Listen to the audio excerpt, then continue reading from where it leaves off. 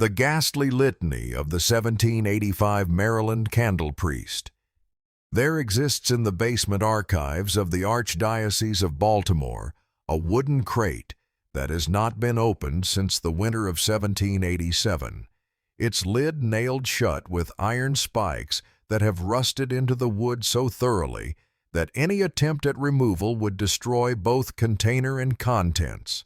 A crate that bears no label save for a single Latin phrase carved into its surface with what appears to have been a heated blade. The words "Nelucem videat" burned into the oak in letters that remain legible despite 2 centuries of decay,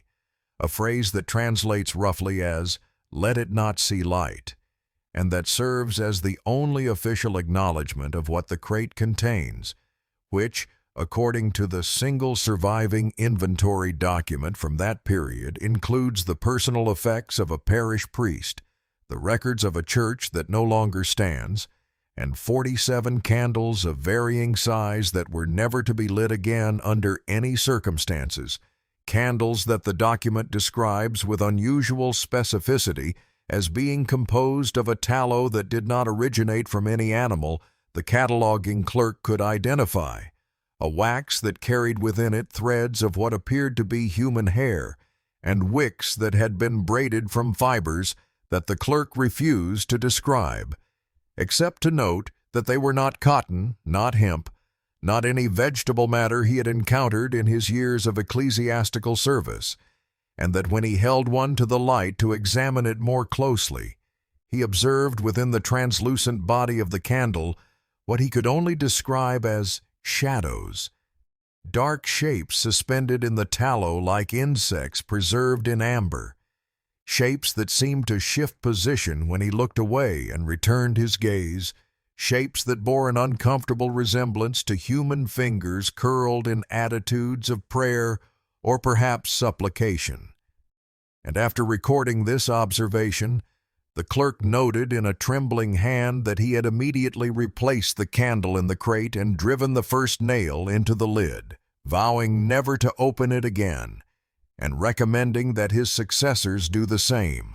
a recommendation that has been honored for over 200 years by archivists who have felt no curiosity strong enough to overcome the instinctive dread that the crate inspires in all who approach it. What I am about to relate to you has been reconstructed from sources that the Church has never acknowledged and that historians have dismissed as the fabrications of anti-Catholic propagandists, though the physical evidence remains sealed in that basement archive for anyone with sufficient authority and insufficient wisdom to examine. The story concerns a man named Father Cornelius Blackwood. Though this name appears in no official registry of Maryland clergy, and may have been an assumed identity adopted for reasons that will become apparent, a priest who arrived at the small Catholic community of St. Eustace's Chapel in Charles County, Maryland, in the spring of 1783, carrying with him a letter of introduction that bore the seal of the Bishop of Cork and that vouched for his ordination and his good standing in terms that the parish council found entirely satisfactory. Father Blackwood was a man of perhaps 50 years, tall and gaunt, with hands that parishioners would later describe as unusually long-fingered, almost skeletal in their appearance, hands that moved with a peculiar grace during the celebration of Mass, gesturing in patterns that seemed to draw the eye and hold it, that created in the minds of observers a sense of hypnotic fascination that they could not explain and that lingered long after the service had concluded. He spoke with an accent that marked him as Irish, but that carried undertones of something else, something older,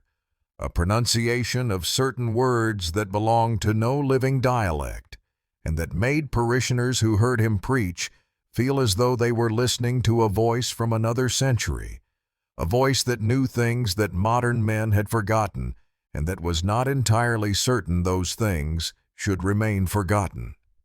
The parish of St. Eustace's Chapel served a community of perhaps 300 souls scattered across the tobacco plantations and small farms that lined the Potomac River in the years following the Revolutionary War. Catholics who had maintained their faith through generations of legal persecution and who had emerged from the conflict hopeful that the new American nation would grant them the religious freedom they had long been denied. The chapel itself was a modest structure of whitewashed clapboard that stood at a crossroads some 5 miles from the nearest town, surrounded by ancient oaks whose branches had grown together overhead to form a natural canopy that kept the building in perpetual shadow, a circumstance that the parishioners had long accepted as simply the way things were, but that visitors often found unsettling, commenting on the dimness of the interior even at midday, the way the sunlight seemed reluctant to penetrate the windows, the chill that persisted in the sanctuary regardless of the season. Father Blackwood expressed no discomfort with these conditions when he first surveyed his new parish, but instead smiled with what witnesses described as satisfaction, running his long fingers along the altar rail and the pew backs and the walls themselves, touching every surface as if taking inventory, as if confirming that the building met specifications he had established in advance and had not shared with anyone else. His first act as parish priest was to announce that he would be providing new candles for the church, explaining that the tallow tapers currently in use were of inferior quality and did not burn with the steady flame necessary for proper worship. The parishioners accepted this announcement without question, for the old candles had indeed been a source of ongoing complaint, smoking heavily and guttering in even the slightest draught, leaving deposits of soot on the walls and the vestments and the faces of those who sat too close to the altar. Father Blackwood assured them that the candles he would provide would burn clean and bright, would last 3 times as long as ordinary tapers, and would fill the chapel with a fragrance that would aid contemplation and deepen devotion. He asked only that the parish provide him with certain materials for their manufacture, materials that he listed with the casual confidence of a craftsman discussing his trade, and the parish council agreed without examining the list closely, trusting that their new priest knew his business and that the results would justify whatever expense or inconvenience the production might entail. The materials Father Blackwood requested were unusual, but not, on their surface, alarming. He asked for rendered fat from the autumn slaughtering, a reasonable request for anyone intending to make tallow candles, though he specified that the fat should come only from animals that had died of natural causes, rather than from those killed for meat, a distinction that struck some parishioners as odd, but that they attributed to some Irish superstition or perhaps to a particularly strict interpretation of the laws regarding the use of animal products in sacred contexts. He asked for beeswax from the local apiaries, again a standard component of quality candles, though he insisted that the wax should be collected only from hives that had been abandoned, from colonies that had died out over the winter or succumbed to disease, the wax of the dead rather than the living, as he phrased it with a smile that did not reach his eyes. He asked for cotton for the wicks, and this alone seemed entirely ordinary, though he mentioned almost as an afterthought that he would supplement the cotton with other fibers of his own provision, materials he had brought with him from Ireland that would enhance the burning properties of the finished candles. No one thought to ask what these supplementary materials might be, and Father Blackwood did not volunteer the information, and by the time anyone thought to inquire more closely, the first batch of candles had already been made and distributed throughout the chapel, their soft light illuminating every corner of the sanctuary, their fragrance filling the air with something sweet and heavy that seemed to settle in the lungs and quiet the mind. The candles were everything Father Blackwood had promised, and more.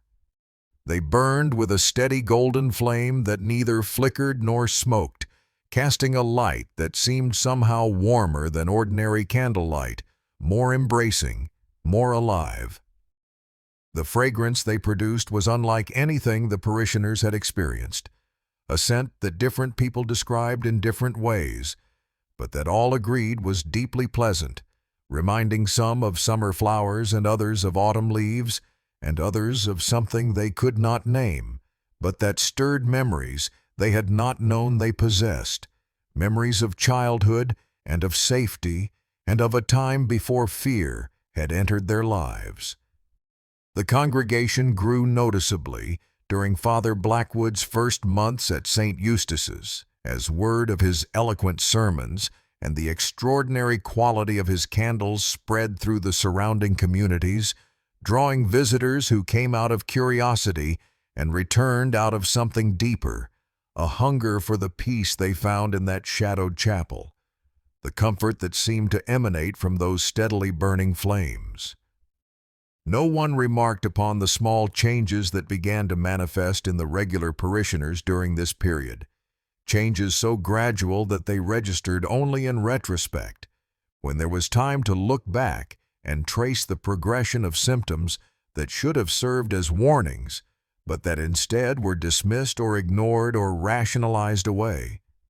The congregants became quieter, their conversations before and after Mass growing shorter and more perfunctory, their greetings to neighbors on the road becoming mere nods, rather than the lengthy exchanges of news and gossip that had once characterized rural Maryland social life.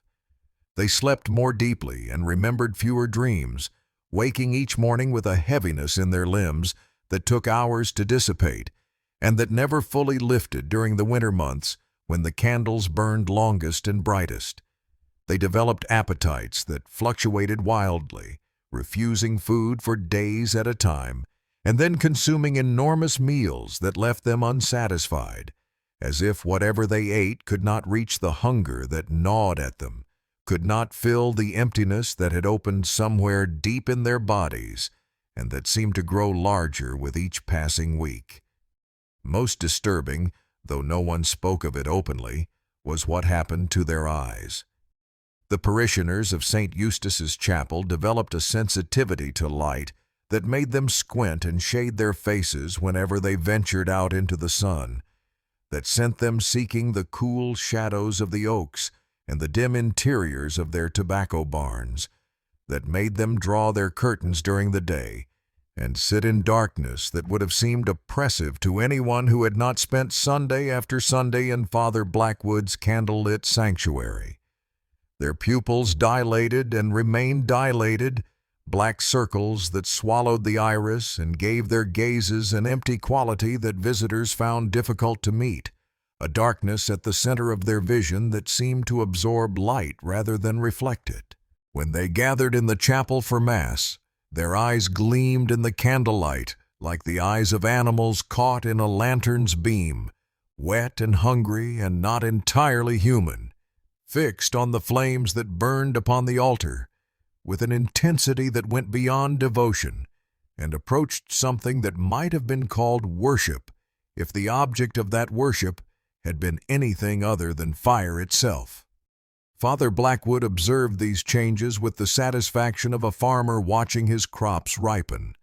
making notes in a journal that he kept locked in his private quarters and that no one was permitted to examine, conducting what he called pastoral visits to the homes of his most devoted parishioners,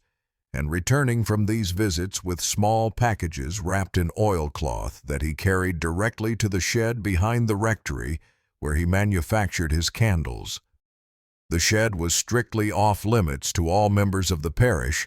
a prohibition that Father Blackwood enforced with a mildness that somehow conveyed absolute authority, explaining that the candle-making process required concentration and solitude, that interruption at a critical moment could ruin an entire batch, that the materials involved were sensitive to contamination and must be handled only by trained hands. The parishioners accepted these explanations without question, as they accepted everything Father Blackwood told them, their capacity for skepticism eroding week by week as the candles burned and the fragrance filled their lungs and the darkness at the center of their eyes grew deeper and more complete. The first indication that something was genuinely wrong came not from within the parish, but from outside it, from a traveling merchant named Josiah Crane, who passed through Charles County in the autumn of 1784 and who stopped at St. Eustace's Chapel to pay his respects to the local Catholic community. Having been raised in the faith himself, before circumstances and ambition had drawn him into a life of commerce that left little room for regular observance. Crane arrived on a Saturday afternoon and was directed by a farmer on the road to the chapel, where he found Father Blackwood preparing for the evening vigil service, arranging candles on the altar and the window ledges and in sconces that lined the walls, more candles than Crane had ever seen in a church of this size, their combined light creating an illumination that seemed almost solid, a golden presence that filled the sanctuary and pressed against him as he entered. Father Blackwood welcomed him warmly enough, inviting him to join the service and to share supper afterward at the rectory, and Crane accepted, curious about this Irish priest whose candles were already becoming legendary in the surrounding counties, whose congregation was said to be the most devout in all of Maryland. The service that evening was unlike any Crane had experienced in his years of Catholic observance, though he struggled afterward to articulate precisely what had been different about it. The prayers were the same prayers he had heard 1,000 times. The readings were from Scripture he knew by heart. The homily was unremarkable in its content, if somewhat hypnotic in its delivery. And yet there was something in the atmosphere, something in the way the congregation sat and breathed and moved in unison, something in the quality of the light and the weight of the fragrance and the silence that fell between Father Blackwood's sentences, a silence so complete that Crane could hear his own heartbeat and could feel it beginning to synchronize with a rhythm that seemed to emanate from the candles themselves, a pulse of brightness and shadow that matched no natural flickering but that followed a pattern too regular to be accidental. He found his eyes drawn to the flames, found his thoughts quieting and his body relaxing, and his sense of individual identity beginning to blur at the edges, merging with the congregation around him, becoming part of something larger and older and far more terrifying than he had words to describe. He forced himself to look away, to focus on the crucifix above the altar, and in doing so he noticed something that broke through the trance that had been building within him, something that sent ice through his veins and set his heart racing with a fear that no amount of fragrant air could suppress. The Christ figure on the crucifix was weeping, but the tears that rolled down its carved wooden cheeks were not water. They were tallow, the same golden substance that composed the candles burning all around the sanctuary, dripping slowly from the eyes and the wounds and the crown of thorns, collecting in a pool at the base of the cross, where a small brass bowl had been placed to catch them. Father Blackwood stood before this spectacle with his arms raised in benediction, his long fingers catching drops of the tallow as they fell, and when he turned to face the congregation, Crane saw that his eyes had changed, that the pupils had expanded to fill the entire socket, that he was looking at his flock with a gaze that contained no white, no iris, nothing but an absolute darkness that reflected the candlelight in patterns that writhed and shifted like living things. The congregation did not react, did not gasp or flee or make any sign that they had noticed anything unusual, but merely sat in their pews with their own darkened eyes fixed on their priest, their mouths open slightly, their breath rising and falling in perfect unison. And in that moment, Josiah Crane understood that whatever was happening in this chapel had been happening for a very long time, and that the people before him were no longer entirely the people they had been when Father Blackwood first arrived. Crane fled that night, leaving behind the supper invitation and the lodging he had been offered, riding his horse until the animal could run no more, and then walking through the darkness with a desperation that did not subside until he had put 20 miles between himself and the chapel at the crossroads. He reported what he had seen to the pastor of a church in Alexandria, who listened with growing alarm and promised to convey the information to ecclesiastical authorities in Baltimore. But weeks passed without any response, and when Crane followed up with inquiries, he was told that the matter was being investigated through proper channels and that he should speak of it to no one in the meantime. The merchant complied, though the silence ate at him, though he woke in the night with the smell of tallow in his nostrils and the image of weeping statues burned into his memory, and by the time he heard what had finally happened at St. Eustace's Chapel, he was already suffering from the tremors and the wasting illness that would claim his life before the year was out. An illness that his physician attributed to nervous exhaustion, but that Crane himself believed had begun the moment he inhaled the fragrance of Father Blackwood's candles. The events that I am about to describe took place in the winter of 1785, approximately 18 months after Father Blackwood's arrival at the parish, and they were witnessed by a young seminarian named Thomas Ashworth, who had been dispatched from Baltimore to conduct a discreet investigation of the rumors that had finally reached the bishop's attention. Ashworth was 23 years old, earnest and devout, and utterly unprepared for what he would encounter in Charles County, a boy from a good family who had chosen the priesthood out of genuine conviction rather than mere social obligation, and who believed with all his heart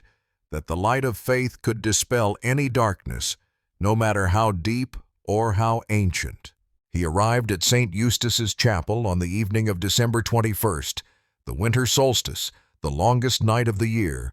and he found the building ablaze with candlelight visible from half a mile down the road, a golden glow that rose above the surrounding trees and that seemed to pulse with a rhythm that Ashworth could feel in his chest before he could hear it, a heartbeat of illumination that drew him forward despite the voice in his mind that urged him to turn back and fetch help before approaching any closer. The chapel doors stood open despite the cold, and through them Ashworth could see the congregation assembled in attitudes that he did not immediately recognize as prayer, their bodies arranged in concentric circles around the altar, rather than in the orderly rows of the pews, their hands joined to form an unbroken chain that spiraled inward toward the point where Father Blackwood stood with his arms raised and his face lifted toward the ceiling, from which hung dozens of candles on strings of varying length, creating a chandelier of individual flames that descended nearly to the priest's upturned eyes. The candles were enormous, far larger than any Ashworth had seen in ecclesiastical use, pillars of tallow nearly 3 feet tall and thick as a man's thigh, and they burned with a flame that was not gold, but something darker, something that seemed to absorb light rather than emit it, a black fire that gave off illumination in defiance of every natural law Ashworth had ever learned. The congregation swayed in unison, their mouths moving in a chant that reached Ashworth's ears as a drone without distinct words, a vibration that settled in his bones and made his teeth ache and his eyes water. And at the center of it all stood Father Blackwood, his skeletal hands moving in patterns that wove the air itself into shapes that Ashworth could almost see, geometries that existed at the edge of perception and that hurt to look at directly. Ashworth should have fled. He understood this even as his legs carried him forward, even as he stepped across the threshold and felt the fragrance of the candles fill his lungs with its sweet and terrible weight. He should have run back to Baltimore and reported what he had seen, should have summoned constables and fellow clergy and anyone who might help break the spell that held this congregation in its grip. but something in him needed to see, needed to understand, needed to know what Father Blackwood had created in this isolated chapel and why the people of the parish had surrendered themselves so completely to his vision. He moved through the open doors and stood at the edge of the congregation, and no one turned to look at him. No one acknowledged his presence. No one broke the chain of hands or interrupted the droning chant that filled the sanctuary with its wordless prayer. Father Blackwood's sermon began without transition, his voice emerging from the drone as a distinct thread that somehow harmonized with the congregation's chant rather than competing with it, a counter-melody that carried words of such strangeness that Ashworth could barely process them, even as they burned themselves into his memory. The priest spoke of light and darkness as lovers rather than enemies, spoke of the flame as a doorway rather than a destination, spoke of the candles as vessels containing something that wished to be released, something that had been bound in tallow and wax for purposes that the ancient churches had long forgotten, but that he had rediscovered in manuscripts moldering in the cellars of abandoned monasteries. He spoke of his congregation as the fuel that would feed the final fire, as the offering that would open the door, as the beloved children who would be transformed rather than consumed, who would burn without burning out, who would become light itself and live forever in the radiance they helped to create. His voice rose and the flames rose with it, the black fire climbing higher on the wicks of the great candles, the heat building in the sanctuary until the air itself seemed to shimmer with an energy that had nothing to do with temperature, and Ashworth watched in horror as the first of the congregants began to change. It started at their fingertips, a luminescence that spread up their joined hands and along their arms, a glow that came from within rather than without, as if their skin had become translucent and something inside them had begun to burn. Their faces showed no pain, only the ecstatic peace of those who have surrendered completely to a power greater than themselves, their darkened eyes reflecting the flames that were consuming them from within, their mouths still moving in the endless chant that seemed to accelerate as the transformation progressed. One by one, the congregants at the center of the spiral began to dissolve, their bodies losing definition and coherence, their flesh becoming light that fed the flames above them, their bones collapsing into ash that rose in spirals toward the ceiling. And Father Blackwood stood at the heart of this conflagration, with his arms spread wide and his face split in a smile of absolute triumph, welcoming each dissolution as a communion, blessing each death as a birth into something that defied every definition of salvation that the Church had ever sanctioned. Ashworth ran. He turned and fled from the chapel with the screams that never came echoing in his mind,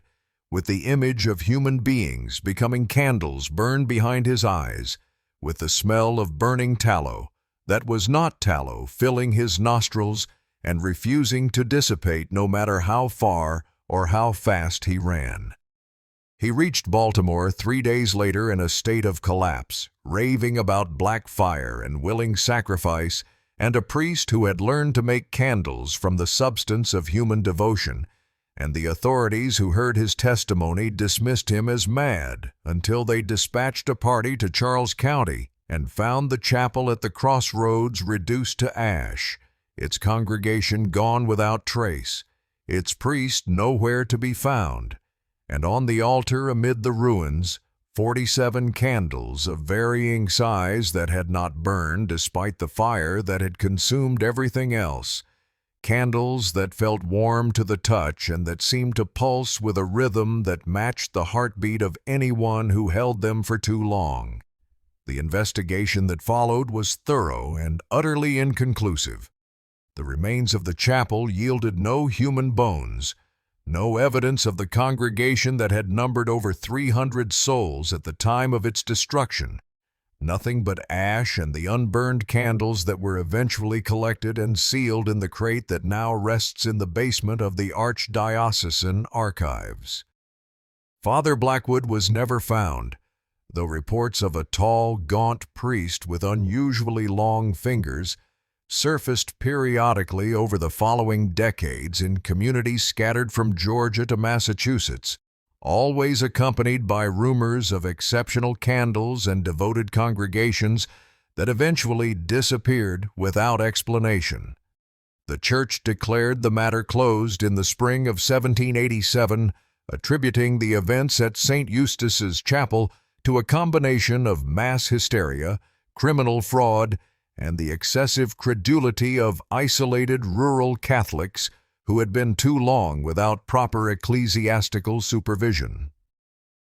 Thomas Ashworth never recovered from what he had witnessed, spending the remaining 20 years of his life in a monastery where he devoted himself to cataloging the darkness that he believed lurked at the margins of even the most orthodox faith, compiling a manuscript of warnings and observations that the church confiscated upon his death and added to the crate in the basement, where it remains to this day, unread and unreading. What truly happened on the night of December 21st, 1785, and what Father Blackwood was attempting to achieve with his congregation of willing sacrifices, are questions that the historical record cannot answer. The candles that survive in their sealed crate have never been examined by modern analytical techniques, and the archivists who have proposed such examination have invariably changed their minds after spending time in proximity to the container, reporting dreams of warmth and light and a voice that promises transformation without pain, promises that feel more like threats the longer one contemplates them. The site of the original chapel has been built upon and abandoned several times over the centuries, each successive structure eventually succumbing to fires of unknown origin that leave behind only ash and, on occasion, candles that no one can account for, candles that are carefully collected and added to the crate in the basement, increasing its contents by a few each generation, as if whatever Father Blackwood began continues to produce its fruit even without his conscious direction. The final entry in Thomas Ashworth's confiscated manuscript offers a warning that has never been heeded because it has never been read, a warning that I reproduce here from a copy that should not exist, but that found its way into my possession through channels I am not permitted to disclose. He wrote that the candles must never be lit, that whatever illumination they might provide would come at a cost that no mortal could afford, that the flame they carried was not of this world and would not remain in this world once released, would instead draw this world into itself, consuming everything it touched with a hunger that could never be satisfied. He wrote that Father Blackwood had not been a priest at all, or rather, that he had been a priest of something far older than the church he pretended to serve, a faith that measured its history not in centuries, but in ages, that had been old when the first humans learned to strike sparks from flint, and that would endure long after the last human light had been extinguished. He wrote that the candles were not candles but doors, and that behind those doors waited something that had been waiting since before time began, something that had taught its first worshippers to make fire and had been feeding on that fire ever since, growing stronger with each flame kindled and each prayer offered and each life consumed in the burning. And he wrote in the final line of his manuscript that if you have read this far and still remember the fragrance of candles, if you have ever stared into a flame and felt it staring back, if you have ever sensed in the dancing of firelight a pattern that seemed almost like communication, then you are already part of the congregation that Father Blackwood gathered, already fuel for the fire that never stops burning, already walking toward the chapel at the crossroads where the black flames wait to welcome you home. The doors of St. Eustace's Chapel are never truly closed, he wrote, and the candles are always lit for those with eyes dark enough to see them. Sleep well tonight if you can, and pay no attention to the candle on your nightstand, to the way its flame seems steadier than flames should be, to the way its fragrance fills your lungs with something sweet and heavy that quiets your thoughts and slows your breathing. Pay no attention to the darkness gathering at the center of your eyes when you look in the mirror, to the way your pulse seems to synchronize with the flickering of the light, to the voice at the edge of hearing that speaks of warmth and transformation, and the peace that comes when you finally stop struggling and allow yourself to burn. Father Blackwood's congregation is always accepting new members, and the candles he made are still burning somewhere in the darkness, waiting for you to find your place in the eternal spiral, waiting for you to add your light to the flame that will never be extinguished, waiting with the patience of something that has all of time to wait and that knows, with absolute certainty, that you will come to it eventually, as everyone comes to the fire in the end, as everyone adds their fuel to the burning that began before the first star kindled, and that will continue long after the last star has gone dark. The ghastly litany of the Maryland candle priest continues to this day, whispered in frequencies that conscious minds cannot hear, but that sleeping minds receive with perfect clarity. And if you wake tonight with the smell of tallow in your nostrils and the warmth of flames on your face, know that you have been chosen, know that you have been called, know that somewhere in the darkness a candle has been lit with your name inscribed upon its wax,